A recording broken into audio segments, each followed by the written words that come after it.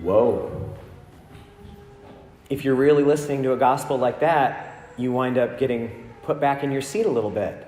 It is easier for a camel to get through the eye of a needle than for a person with wealth to get into heaven? I mean, isn't it just natural to say, was he serious about that? Was that just an attention getter? Was that a drop the mic moment that he needed to say? Or is he being serious? Is this a metaphor that we can take or leave? Or is this something we really need to worry about? It would be a little bit naive for us if we're really seeking to let God direct our lives to not ask the question, is it maybe true that material wealth is a danger to us spiritually?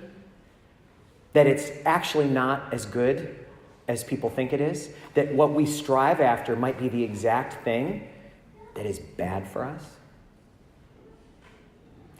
I have a friend who runs a fitness and nutrition company, and it is targeted toward people like me. People in early middle age who cannot get away with some of the stuff they used to. We're not looking to be some bodybuilder. We're not looking to be swimsuit models.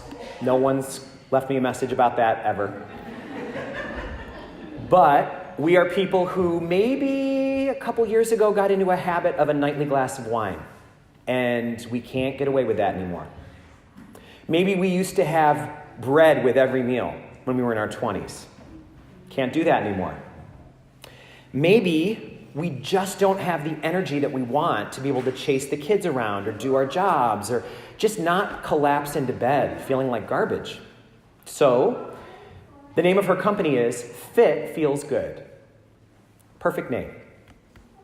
She and I were talking about the clients that come to her, people like me, and she said that it's always interesting to figure out how much effort they're willing to put into their goals. She said, whenever she's meeting with someone, she says, I can help you, but first tell me, how much skin do you want to put in this game?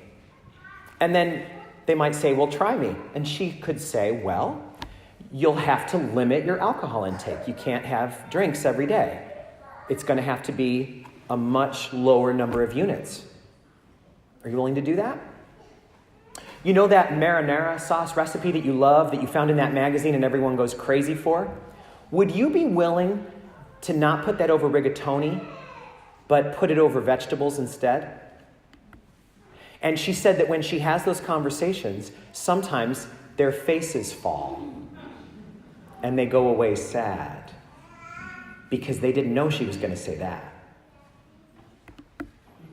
When we hear about this young man in the story, we need to picture a good person.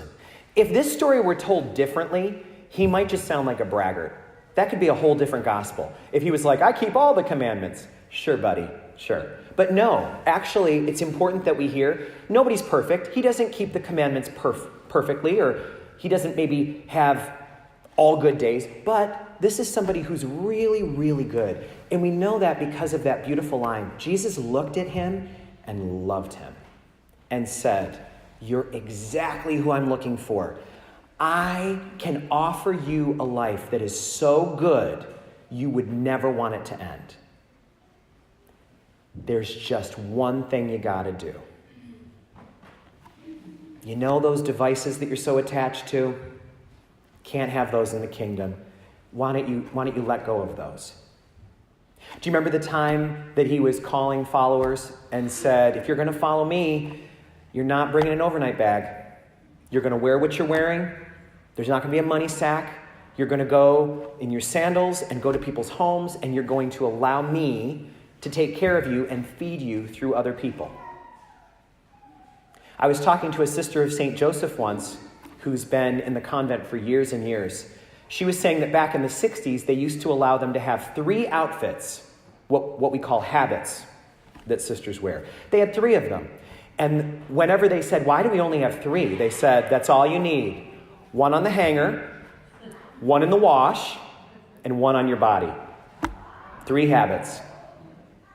So Jesus is saying, I can give you an amazing life, but you've got to let go of some things that you've been using to prop yourself up.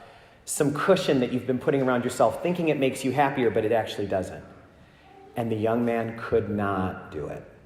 He did not have the trust, and he went away sad.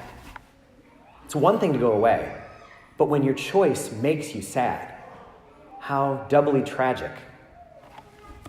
So, are you or I walking away from Jesus sad at any part of our life?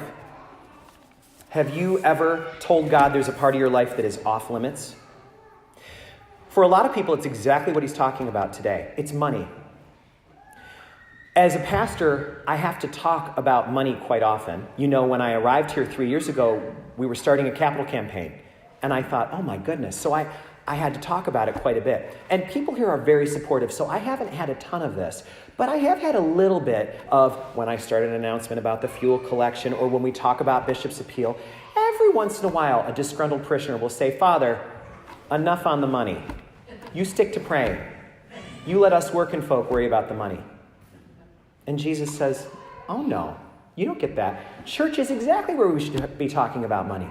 This is where people learn how to find their way through the snags and snarls of life. And money is a huge part of that. So, Jesus is saying, if you want me to be your coach, if you believe that I'm God and I know what's going to make you happy, then will you trust me to tell you what to do, even about your money? I do not know what is the best way to live this gospel out, but I do have a way, and I'd like to share it with you. And it's uncommon, I think, for people to talk actual figures, but I'd like to do that today so that you can imagine this for yourself if it speaks to you.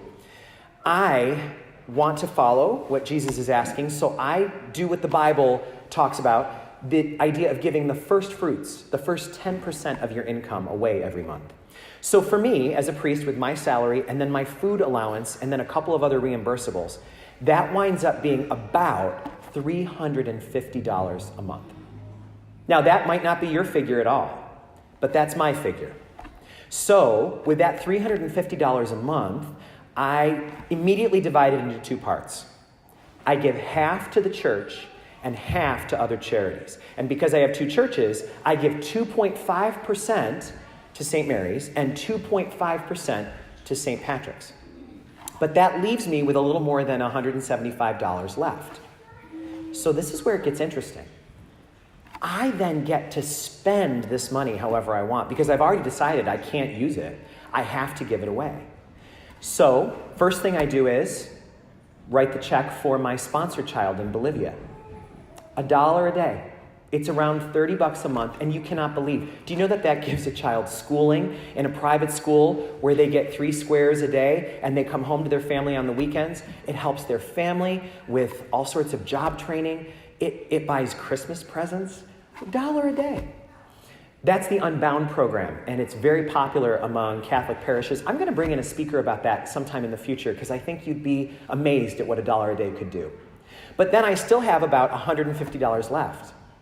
So you know how you get all of those envelopes in the mail? Oh my gosh, right? If you give a little, they all come. I keep all of those in a folder. And at the beginning of the month, I open the folder and I ask God to guide me toward the 3 envelopes that I should be looking at that week. And I write 3 $50 checks because I've got $150 to spend. And then I just mark it on a little spreadsheet. It's actually a handwritten sheet. It's like the way I used to do attendance when I was a teacher. And I tell myself what month I gave so that I don't leave anybody out for too long. Sometimes there's a really important cause, and so I give all $150 to that cause all at once. And by the time I'm done with that, all of that 10% is gone. And I feel good.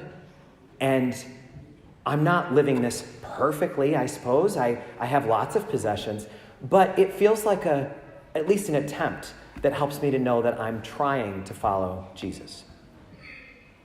There's times that people say, that sounds nice, but I can't do it. I don't have enough. I think all of us have that feeling. I don't have enough. I'm barely making it. And sometimes I get into that too. I say I've had a lot of expenses. I just don't have this right now. And then I remember that I'm going to Italy today.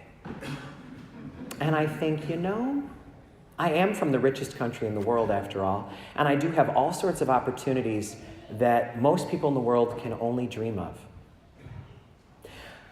I was once in someone's house and saw a plaque that said, "Someone else is happy with less than what you have." Someone else is happy with less than what you have. So let's choose happiness, because that young man went away sad.